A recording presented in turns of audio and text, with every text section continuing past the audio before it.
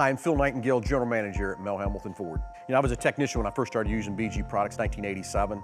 And what I love about BG is, number one, they're constantly evolving and changing their products to meet the demand of what the new cars are bringing out, the technology is bringing out and stuff. It's a good value for our customers, and we have customers that will leave and call us back and tell us how much better their car is running. So it's great customer testimonials proving that these BG products do work.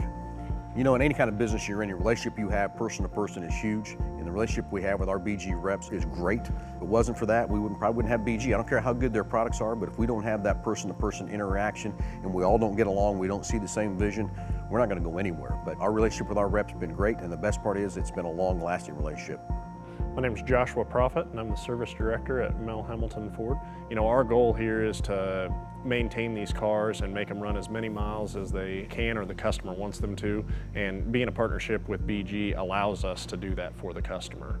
The transformation to BG products was very simple. They train and guide and coach and teach on all of the equipment, and then knowing what product to use and what application and what exactly you're doing. And it's not just a put it in and I hope that works for you experience.